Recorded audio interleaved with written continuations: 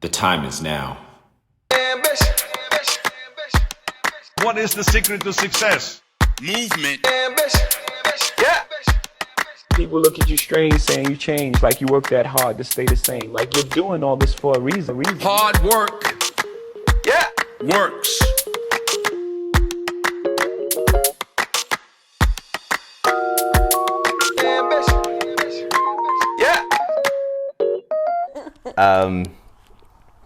Hello, boys and girls. I would like to welcome you to the latest Trainers Talks. Today, I have a special guest, somebody I've met when she was 16 years old, but she is a budding country star and a country singer, and I'm so excited to be able to talk to her today. Hey, Shelby, how's it going? Hi, I'm so excited.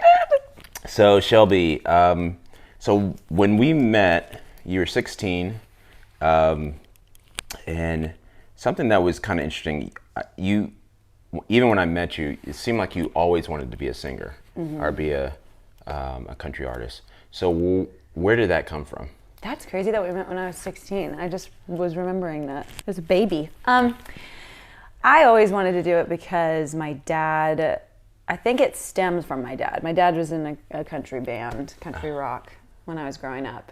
But I think I had gone to his shows and I got to be around the energy really, and I wanted that type of energy for my own career, whatever it was going to be. And then as I got older, I started writing songs a little bit and kind of learning to play guitar, and then I was like, oh yeah, this is what I want to do. So by I think by 15, I kind of had that goal in mind. Yeah. And I was singing the national anthem in high school, and I was doing all that stuff, but it was hard to figure out how to do that really. I didn't know that you needed to be in Nashville, LA, or New York. So that was all a learning curve I had to figure out as I got older. So yeah, 16, I was probably just maybe writing songs. Yeah, no, and I remember the national anthem and seeing you perform through your parents and showing me some of the videos. And we're nice enough to be, where are we right now? With my music? No, where are we in this place? Oh, we're in my house. Yes. So we're in your family's home in Calistoga, and what's interesting is that I was going to say this for later, but I want to kind of get into it now. What's interesting is that you have a debut album coming out, but before we even get to that, I was thinking about your brother is a budding actor. Your older brother is trying to build his own wine brand. And those are different kind of careers that are not always super successful. Yeah, my poor parents. And really. but actually I think that's interesting, is that it's almost an inspiration in a way, because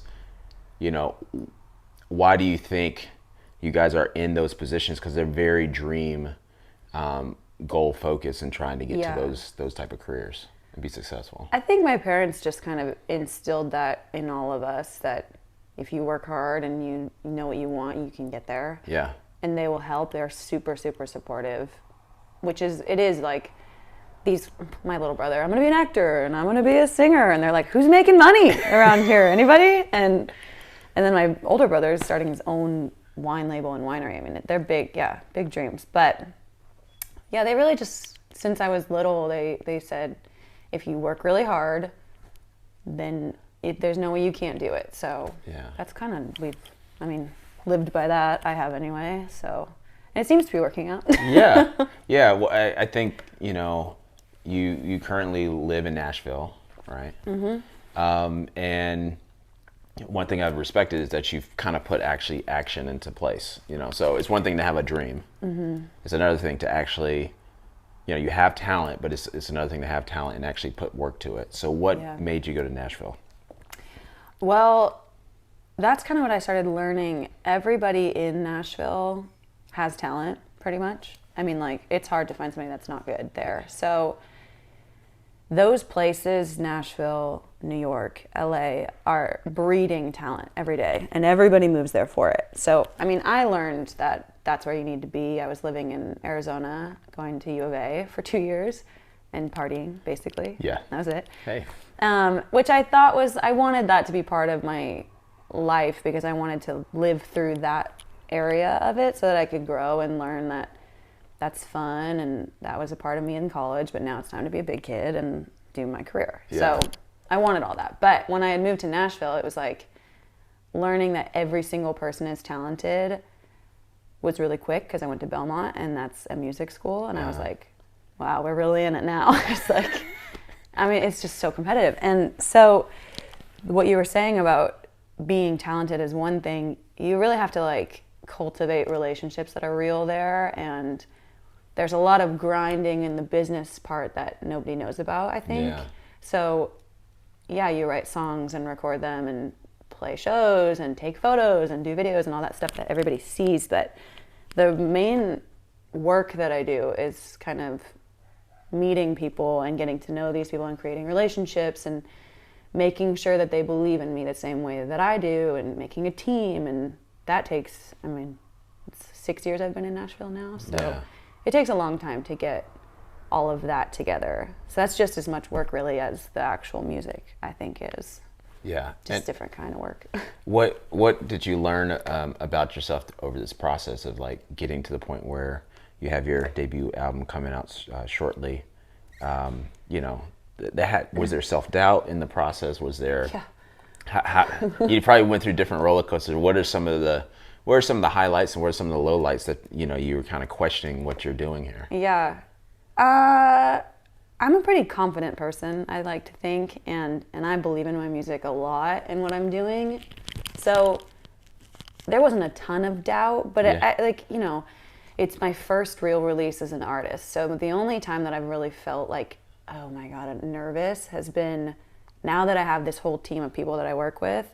It's almost like I have to do it for them too, you know? Yeah, so yeah. It's not just me that I'm kind of working for anymore. And I care a lot about these people, and I want to do well for them too, including my family. So there's a little bit of like, oh my God, I really hope it does well, because it's all me basically. Yeah. I mean, it's like my stories, and I wrote them, and me singing, and my face. And so I'm like, if people don't like it, it's not that they don't like everybody else, they don't like me. So that's scary for sure. But I think it's also like, oh well, if they don't like me, they don't like me. Yeah, that's has to be I think that's a challenge in everything, but I definitely as a more public figure. Yeah. You know, talk about some of the performances you've had recently, and being out on stages that are thousands and thousands of people. Yeah. What has those experiences been like? Those are easy. That's the weirdest thing. It's like I get nervous about little like shows that are like 4 people, you know, or little, I don't know, play the guitar right now and impress these people. Those scare me so bad because everybody is like hyper focused on everything. Yeah. But when you play those huge shows, it's like everybody's just there to have a good time. You're just kind of, it's nice weather, it's outside. They're waiting for the big show, so you're kind of just like, welcome. You know, but they were really fun. I opened for Little Big Town, which was, they're my like heroes basically. So Yeah. that was a little nerve-wracking because I was like talking to Karen Fairchild, like, oh God, I like couldn't talk to her. So that was cool. But that show was amazing. The Chase Rice shows were really, really fun because he's got kind of a rowdier crowd. So, I mean, you could say whatever you wanted and they'd go nuts.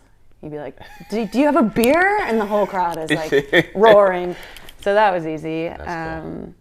Yeah, we had a couple other shows. Jake Owen is part of he's an owner of the management company I'm signed to. Okay. So we do a lot of stuff with him, and he's amazing, and now has become a friend, which is cool for me. I just did a charity event with him and Larry Fleet. So I'm happy with where I'm at because I get a lot of really cool opportunities to kind of shoot out of my league a little bit with these people that I'm working with and singing with, which is cool. What was some of those points within that you say were highlights in terms of connecting with people and like maybe even talk about a little bit more in detail about your team and how they contribute and stuff like that to, you know, the artists? So meeting your team is really, it takes a lot of time. I think if I could tell any new artist also, like, you need to take time for this stuff because you want so badly to like get there, meet your manager, sign your publishing, sign your label, whatever. But like, and I wanted that. But then as it was going on, I was like very happy that I took my time with my team because I trust all of them so much and we're all on the same page and they all have the same kind of goals that I do. And that's hard to find, especially, I mean, music business is pretty rough, so it's hard to find like a family unit like that. So for me, it started with my manager, Autumn Legend. I was playing a songwriters festival in Key West, and I didn't have a team at all yet. I think I was with another publishing company that I was kind of talking to, but hadn't signed with. And I played a show, and she just happened to be there with one of her other artists. And then after that, she was like, we met back up in Nashville. She pretty much immediately was like, I have such a vision for what you could be, and like told me, I remember the conversation, she was telling me things that she thought I could do with my career, and it was so in line with what I wanted. And so I was like, that's perfect. we'll continue to work together. So we've been together for like almost 3 years, two and a half maybe. And then she's with Good Company, which is my management company. So they signed me on a year after I started working with her. And so that's Jake Owen, Keith Gale, and John Andolina are the rest of my management team, basically. And I love them. They're the best. And then we signed booking. There's a lot. Yeah. Do you want to know all of it? Well, you know what? Let's do this. We'll kind of come back to it in a way. I think, talk about maybe a couple of years ago, like how do you develop the muscle? And what I mean by that is, what is kind of your weekly routine, your daily routine in terms of, because one of the things I've understand by learning through your parents, reading a little bit more about country music, kind of getting more into it as you've kind of grown as an artist, is that there's a lot of songwriting. There's a lot of time dedicated to those connections, building those. So what is the strategy in doing that? So songs are first. At least that's how it is for me. And I think all of the artists that I really, really like are writers too. I've learned. And I think it's really important to have your branding, and you can be a good singer and all of that's great, but the song is what is important to me because that's what you're hearing, it's the story that you're telling. And so for a long time for me, it was just writing like a ton, as much as I could with anybody I could. I wrote alone a ton too. And just trying to get an idea of how I want to say things and what I wanted to say took a long time. And I wrote a lot of shitty songs, and then I wrote a lot of good ones. So it kind of, sorry, can I cuss on this? Yeah, you totally can. Okay. No FCC coming out, you totally can. You can let it fly. Okay. But yeah, I think first and foremost, you need to get the right songs. And it took me a long time to feel like I had a group of songs that I was really proud of. Yeah. And also this EP is a story from top to bottom of the same thing. So it kind of was just writing that story for me that I'm proud of, kind of. And I think that's the main thing that I would do day to day is write. Yeah. I mean, singing kind of is a little bit second nature to me because I've been doing it for so long. I definitely practice piano and guitar, and I'll sing when I can and everything, but it's really just writing. Yeah. And then the connections that I was telling you about earlier, meeting people is a big part of my day to day. Like my schedule is full of just, we're going to meet with this person from this radio and this label guy and this publishing person. So it's pretty much that right now. Yeah. And I work out a ton. She does. She's in very good shape. Well, you have a family that is all in very good shape. So you got a good looking My dad goes, yeah, you got good genetics. It comes from the top. So I haven't listened to the whole album, but I've listened to probably 3 or 4 songs that I believe are going to be on the album. And there is definitely a theme. And there's, have you listened to Silk Sonic's album? Yeah, I love them.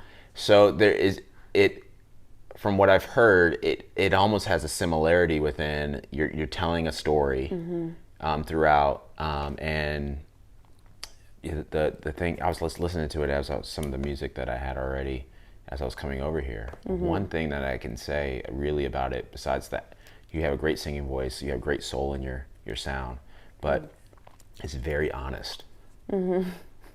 Almost to a fault. Yeah, but it's honest in a way that's very, and when I mean honest, not just like you're just telling the truth. It's like Happy First. Is that one of the songs? Yeah. So you're being honest that there's a little bit of like the jealousy of like, I want to be, Yeah. you know, like that's a very true thing, even as humble as you can be or as egotistical, you know, sometimes you're trying to be a nice person out in front. Your raw emotion is like, I want to get there before that person gets there. Exactly. That's what I wanted really badly with these songs and how I write. I feel like a lot of people go through, I mean, I know I'm not changing the world with my breakup EP, you know? So, but I do think that there's a lot of people that go through this kind of stuff and they think that they're supposed to feel and act a certain way to be mature, right? Like Happy First, for example, saying, I don't want you to be sad, I just wanted to be happy first, doesn't mean that you're an awful person or you're wishing them any harm. It's just like, come on, you broke my heart and then you get to move on before me. It doesn't feel, why don't I get to be happy first? Yeah. And I don't think that you need to feel guilty for having those emotions. And I think that's, a lot of the songs on that are that way. They're very vulnerable to exactly how I was feeling, and I didn't want to dance around how some of those feelings aren't very pretty, you know? Yeah. So I think that's what that EP is to me, and I hope it could be to other people. But so tell everybody, what is the name of the project? The name of the project is Entertainment for the Brokenhearted, which we were kind of playing with to start when we were doing all of the shoots for what the covers would look like for each song and everything. I was super into like old glamour vintage magazines. I just think they're so cool. Yeah. And I liked, you know, kind of like the honesty of how those looked and how those were shot and everything. So I was like, I like that. Let's do that.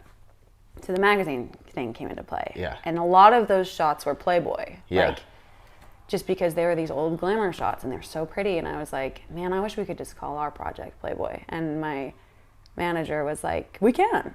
But we didn't think about, you know, being sued. Yeah. So we went along with that idea for a while. And then I met with my lawyer and he was like, no way. Are you kidding me? Like, we're going to be sued immediately. And so we had to change the name. But now I actually think it makes more sense. We were kind of making Playboy work as he was a Playboy and whatever.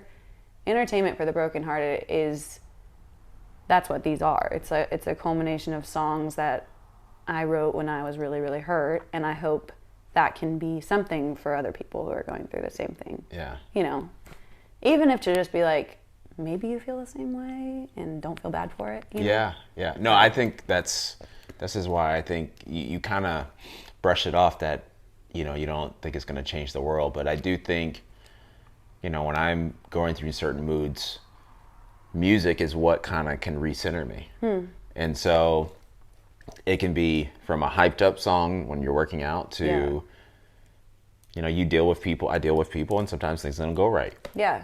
And you're like, Totally. and you have certain songs that you listen to that kind of put you there. Same. So I don't know. I think that's the reason why it being honest, I think, is going to be something that draws people in. Good, thanks. I hope so too. So let's talk a little bit about the creative process of just like making this album. So I've been, to kind of put the context within, you know, I started to train you when you were 16, and then shortly over the years, me or people that work with me have worked with your family from personal training and that type of thing. And so I've been able to listen some of your music through your parents and through your siblings and stuff over the years, or yourself. And they were talking about some of the creative processes of making this album. And you know, talk about, you know, you're a new artist, you're in situations with very seasoned professionals. how do you deliver your message of how you want the music to come out? That's very hard. I learned in this process because I think when you're a new artist, I'm working, like you said, very seasoned, like professionals, from like the players on it to the producer Ron Fair to my whole team. It's a little bit intimidating to be like, well, this is mine, so I should want it my way, when you're working with people who know so well what they're doing. So that, I mean, like, we definitely, my producer's amazing and he's so talented, but we definitely had moments where we were like, I had to butt heads with him a little bit because it was like, he's so good at what he does that I think he almost would be like, let me just handle it, basically. Yeah. And I am a very stubborn person, and I think that came out a little bit in this process because I was like, no, I hear it this way, and I know I'm not a producer, but like, let me just try, let me try hearing it this way, which ended up being the best thing for us, actually, because it just showed that I think me and Ron both really cared about it because there was that much of a fight for what we thought was right for it. Totally. But then it ended up like he did totally listen to me and I had to listen to him, and then we came out with this great project. But I think if you don't argue what you want or fight for little tiny intricacies of how it sounds, then I would regret it for the rest of my life. So it's definitely hard to talk to people who are that much more established than you and speak up. But I did it, and now I love it. So I'm glad I am a stubborn brat sometimes. Yeah. No. The thing that kind of connects it, and the reason and you kind of brought it up in talking about the creative process, is that one of the things I wrote down is talking about when I first met you, how I respected, and this kind of happened to me in my work. I kind of knew what I wanted to do within reason when I was in high school, but there's clarity. Like, I feel like you can't talk to people who are more established if you don't have clarity. Right, definitely. And you had clarity that you wanted to get into this business, and you had clarity within this project, it sounds like. Yeah, I think with you too. I mean, like, when you know what you want, it's really hard to, and you've envisioned it so many times, I think, it's really hard to allow your path to change too much. Yeah. And I didn't want to come off as too stubborn and like, I wanted to give everybody creative control in their own ways because he is a genius, and I think I did. There's certain things that I'm not willing to break on, like I needed it to be the way that I saw it in my brain. Yeah. But yeah, I think clarity is definitely, it's like you dream up this project for so long, it needs to be how you want it. Yep. So yeah, it was a long, maybe we started recording in April. So it's taken a while to get it done, but I am happy that it took that long because now in my opinion, it's where I had hoped it would be. So I'm really happy with it, but it takes a while. Yeah, and something that kind of seeing some of the versions of it, and one of the things I love that you did about it is that not all the songs, because not all the songs needed it, but there was a couple of songs where I heard multiple versions, and one of the things that I noticed that you did, it's Ron, right? Who's Ron Fair, yeah. Ron. So you guys, you kind of had different versions, and then you kind of started to strip it back a little bit. Mm-hmm. And where your voice really came out more, because when you have honesty in the music, this is kind of connecting it all. When you have honesty in the music, you want to make the main thing the main thing. The main thing is that honesty. Yeah. And you can hear it when you did that. Thanks. Yeah, that was the point, honestly. I was like, I love it. I think you're a genius, and all of these things you put on it are so cool, but like, I can't hear myself. Like, I can't hear what I'm saying. Yeah. And I think for that reason, let's just delete. Yeah. Not delete. He's a genius. There was so much great stuff in it. But I just wanted to pull out more of that raw emotion. And he totally got it and helped get there, and I think it's where it needs to be. Yeah, he totally executed and flipped some of the arrangements and the profiles and how the sounds were. Talking about, like, so one of the songs that I've heard for almost a couple of years, and I've heard little different versions of it, is "Pick Me Up." Is that on this album? Yep. Okay. And You've heard so many. I'm glad you're choosing the ones that are actually on it. yeah, Good job. exactly. Good. So, I have a daughter who's 11, and it's such a thoughtful, well-written song. Thanks. So, talk about that song. When did you write it? What were you thinking? Where were your parents and your dad involved in this process of like hearing it? When did they hear it? Were they part of the writing process with you, or how did that, just kind of talk that story? I think I wrote it like maybe 3 years ago now. Maybe? Yeah, I got dumped big time. And I was in Nashville. I kept this song a secret from them for a little while. I don't know if they know this. Just because this song is so like, I mean, it's a song I wrote for my dad. Like, I didn't know if it was going to be, if it would work, if it would be too vulnerable, if anyone would even connect to it, because it's so like unique and vulnerable to my dad. Yeah. So I was kind of like, I don't think I should share that one. But I was at a gas station and I was pumping. I literally was wearing his old hat at a gas station pumping. And I remember writing in my phone that line in the song of like, I'm just so sad. And I'm like at this, and when you're a little girl, it's like, I mean, you're a dad, your dad is supposed to fix things for you. Yeah. And so I was in Nashville and they were here and I was like, I remember calling him and being like, I just need you to like fix it. And he was like, well, okay, let me try, poor guy had to deal with my broken heart. But I called him a bunch and I just remember being like, I think he'll fix it. Eventually it'll just get better because he's my dad. Yeah. And so then I wrote that song. I pretty much wrote it verse chorus by myself, and then I took it to a co-writer of mine, one of my favorites. His name is No B-Sides, what he goes by. Yeah, I love that. He has a real name, but he doesn't say it. Yeah, I love that. I took it to him and he helped me finish it, but basically the song is just about, your dad picks you up your whole life when you fall or when you're, asleep in the car, but at this point I needed a different type of lifting, you know? And so yeah, I guess it's just a song to him about that and just my homage to my dad. Yeah. Well, it will be in a lot of weddings. I'll tell you. I'm gonna make my prediction here. We have the timestamp, so if anybody father-daughter dances. Yeah, it will definitely be. He likes to pretend that it doesn't get him emotional, but I know it does because every time I play it live, I can see him. Yeah. And I'm like waiting for the tears. He's not a crier, but I'm like, maybe this time I'll get him. Yeah, you're gonna. I think you've already got him. Honestly, I think he just has a good poker face. Yeah. So I'm really excited to hear the whole project.